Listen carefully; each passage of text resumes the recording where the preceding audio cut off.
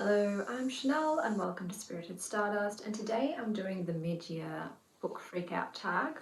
So, at the beginning of this year, I was on a complete book binge. That's all I did was read. Sometimes I read up to 3 books a day. So this is going to sound ridiculous when I give you the figures, but that's how it was back then. That's all I did was read, and a lot of the time when I'm day trading, nothing's really happening, so I just sit there and read. So at the beginning of this year, until June, I have read 268 books.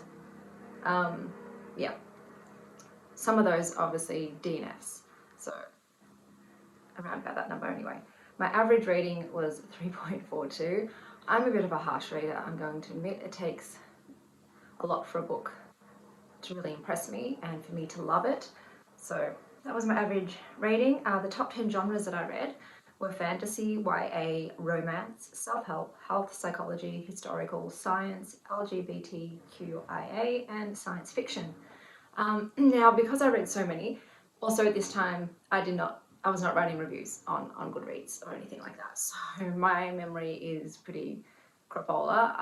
I'm not remembering most of these books, so it was pretty hard for me to pick which ones based on the past. So I'm just going based on what I rated them and a faint recollection of how I felt about it. So for my best book, it is Nettle and Bone by T. Kingfisher. I read this recently. I absolutely adored it. I love the writing style, I love the story, I love the characters, I love the pacing. I loved everything about it, and so much so that I'm going to be looking into all of T. Kingfisher's other books. So Nettle and Bone was just amazing. And yeah, I highly recommend that one. So next up we've got nonfiction. My favourite nonfiction book of this year was A Hunter-Gatherer's Guide to the 21st Century, Evolution and the Challenges of Modern Life by Heather E. Haying and Brett Weinstein. In this book, Haying and Weinstein cut through the politically fraught discourse surrounding issues like sex, gender, diet, parenting, sleep, education, and more to outline a science-based worldview that will empower you to live a better, wiser life. They distill more than 20 years of research and first-hand accounts from the most biodiverse ecosystems on Earth into straightforward principles and guidance for confronting our culture of hyper-novelty. I don't remember the book that much, I'm going to be honest with you. I remember liking it. I remember recommending it to my partner, so obviously there was a lot about it that I liked, but because I didn't write a review, I don't know the nuances of what I liked, but that was my 5-star non-fiction book of this year so far. My favourite cookbook from this year so far is the Moon Cycle Cookbook, Holistic Nutrition Guide for a Well-Balanced Menstrual Cycle by Devon Loftus and Jenna Radomski. This was amazing. You would have seen it in one of my little wrap-ups. I love everything about it. I just made one of the dishes from this and it was very delicious. So the recipes are also great, but also the information packed in it is also really helpful and wonderful to anyone who has a cycle. But even if you don't have cycles, recipes are great. So that was my favourite cookbook of this year.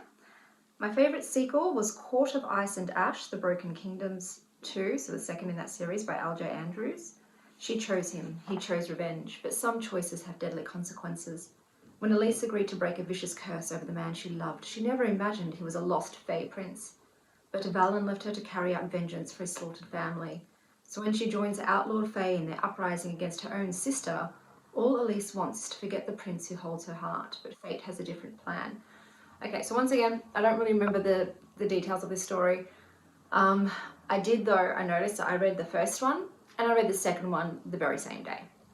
So I was obviously completely into it and could not wait even another day to continue the story. So can't say much about it, but that was my favourite sequel, 5 stars, and I gave the first one 5 stars too. Alright, my favourite new release that I'm looking forward to is The Drowned Woods by Emily Lloyd Jones. Once upon a time, the kingdoms of Wales were rife with magic and conflict, and 18-year-old Meriad Mare is well acquainted with both. She's a last living water diviner and has spent years running from the prince who bound her into his service. Under the prince's orders, she located the wells of his enemies, and he poisoned them without her knowledge, causing hundreds of deaths. After discovering what he had done, Mayor went to great lengths to disappear from his reach. Then Mayor's old handler returns with a proposition. Use her powers to bring down the very prince that abused them both. So this sounds super interesting, hella interesting. I love the cover, I love the ambience, like the sort of vibe of it. People have given it pretty good ratings so far, so that's a new release that I'm looking forward to reading. Most anticipated release that's coming up is Grey Witch, Black Hat Bureau number 5 by Haley Edwards. As you know, I've been updating you with my progression through that series. It's about like a sort of dark witch and her gang of, you know, merry golems and fey demon princes and so on, and all of the hijinks they get up to and the bureau that they work for. And I'm very interested to see this one because we had a new character introduced at the end of number 4 that had me very, very intrigued, and I feel like it's been reinvigorated, and I'm excited to see where this leads. My biggest disappointment was House of Leaves by Mark Z. Danielski. I had wanted to read this for a really long time, and it's just one of those books I just didn't get around to reading it for some reason. But then I finally did, and I didn't get it. It was really dull, it was confusing, convoluted. I didn't care about the story, I didn't care about the characters. It's one of those ones where obviously I'm not part of the masses that absolutely adore it. I at one point thought, am I reading the right book? Like, have I somehow managed to get a book with the cover but it's actually not the book? But no, it just didn't vibe with me. I did not like that one. So that was a disappointment because I had such high hopes for it. Biggest surprise for me was Taming Demons for Beginners, The Guild Codex, Demonized number 1 by Annette Marie. Rule 1, don't look at the demon. When I arrived at my uncle's house, I expected my relatives to be like me, outcast sorcerers who don't practice magic. I was right about the sorcery, but wrong about everything else. Rule 2, don't listen to the demon. My uncle chose a far deadlier power. He calls creatures of darkness into our world, binds them into service contracts, and sells them to the highest bidder. And I'm supposed to act like I don't know how illegal and dangerous it is. Rule 3, don't talk to the demon. All I had to do was keep my nose out of it, pretend I didn't find the summoning circle in the basement, pretend I didn't notice the shadowy being trapped inside, pretend I didn't break the rules, but I did, and now it's too late. So I remember I was surprised by this because it looked a bit like what I'm going to call a regular, you know, paranormal romance sort of book, and I've sort of veered away from that. But I loved it. It was just really enjoyable. Like, I just had a really great time. So I ended up just blasting my way through that series. I remember the first one I didn't like as much as the following ones. So, but that, yeah, just that entire series, I just read all the way through it. I loved it. So that was quite surprising. I didn't think I was going to like that. I just stumbled across it and thought, all right, I'll give it a go. But I really enjoyed it. My favourite new author, once again, T. Kingfisher, who did Nettle and Bone. I don't want to like sum up the book in my own words because I might spoil things, but I'll put a little blurb in the front at the start when I mentioned Nettle and Bone. But once again, I'm really excited to see the rest of their stuff. I just loved it so much. And you can tell when you read an author whose writing style you like and whose characters you enjoy and whose story and narrative you enjoy that you are going to like their other stuff. So people have been raving too about their work. So I can't wait to read a whole slew of their work. But yeah, like I said, Nettle and Bone was just such a sweet, lovely, it was like a comforting hug, and a really fun time, and just beautiful. A bit more PG than I normally like, I will admit. I like a bit more romance, but still, like, it didn't detract to me. Like, normally, yes, I do love a bit of romance in my books, a bit more adult themes, but still 5 out of 5 without that. So can't wait to see what else I've written. New crush. Xylus from Taming Demons for Beginners, The Guild Codex, Demonized by Annette Marie. So he was the demon. I do tend to like my male characters a bit dark, but at the same time sensitive. Like, you know, look, my favorite book husband of all time was probably Rysand from Court of Mist and Fury.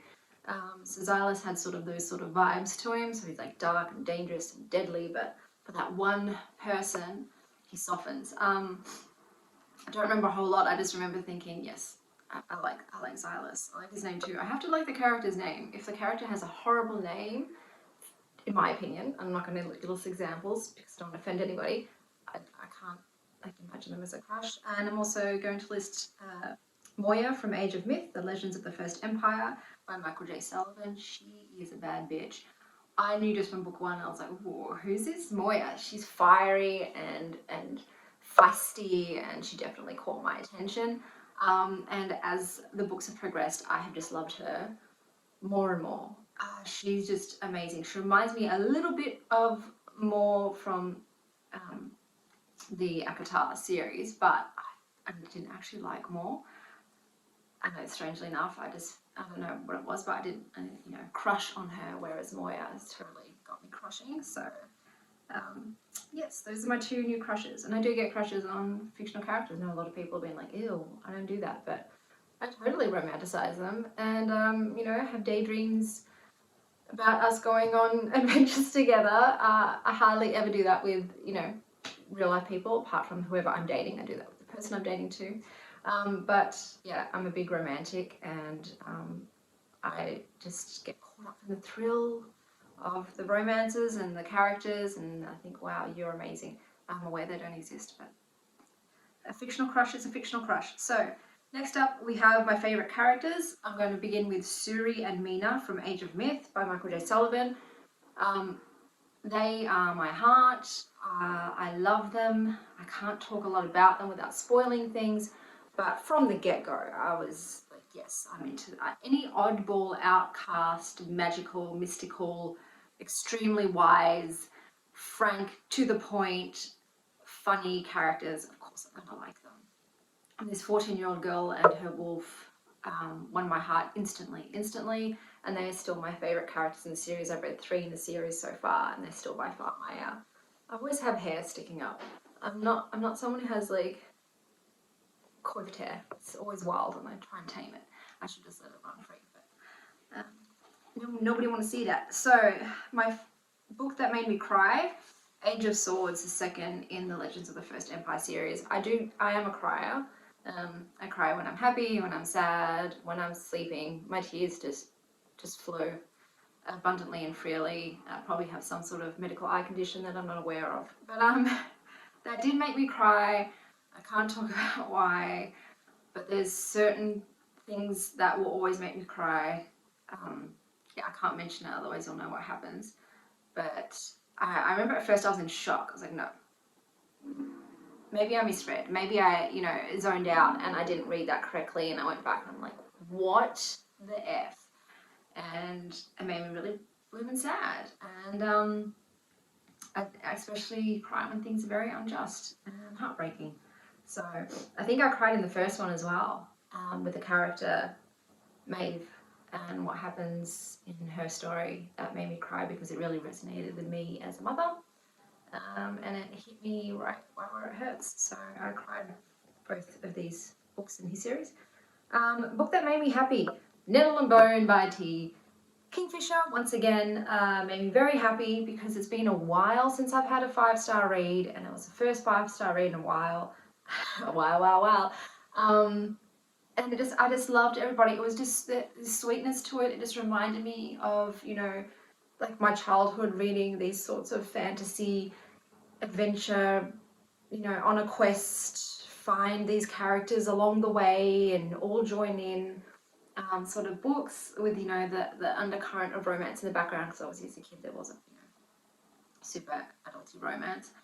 With animal companions as well, and the magic. It was just really nostalgic for me, and it was just well done. Like I said, I couldn't fault. The only thing I would say was a bit more romance in it, you know, more than just holding hands and looks exchanged. But like, that's a little teeny tiny thing, and I know some people don't like that. So just a lovely book. It left me feeling really happy and really optimistic that I can continue to find 5-star books, because that's something that's also, as any reader knows, when you find a book you really love, it's a bittersweet thing, because you are so happy and you're on that high of finding this book that's amazing, but then you're like, how am I going to find another book that compares to this? Like, everything else is going to be disappointment. You're in that sort of like depression cycle until you find another amazing gem. But this one was, yeah, just amazing. I know people kept raving about it, and for good reason. And yeah, I adored it, and I'll probably buy a hard copy. I only very rarely actually buy hard copies unless it's of a book that I know I'll want to read again and again, and I think this will be one of those. The most beautiful cover. Okay, so for me, that would be A Symphony of Stars, The Gods of Men by Barbara Kloss. I think this is stunning. I love anything, as you know, like celestial themed. I love the tree element. I love the way it is, you know, collaged into a human face. I love the color scheme. I just thought this was a really stunning cover. Really beautiful, and yeah, that's like something that I consider very pretty. Most of the time I do read ebooks. This was a book that I borrowed from the library though, but yeah, with the ebooks I have to go and look at the Goodreads so I can see what does the cover actually look like. But luckily for this one, it was a library book, and yeah, it was stunning. It was a very pretty book. And the prettiest cover for nonfiction was Eat Pretty Every Day, 365 Daily Inspirations for Nourishing Beauty Inside and Out by Jolene Hart. I picked this based on its cover. I just saw it when I was, you know, at the library. We have like a new release section, and I was putting up books there, and we've just pretty much based it on anything that new that comes in that has a nice cover. So the books that go up there are either new releases that are very sought out, very in demand, or something that's just very striking visually, because it draws people in. As soon as they go up, they see that, you know, the book covers all lined up, and they'll grab kitty cats.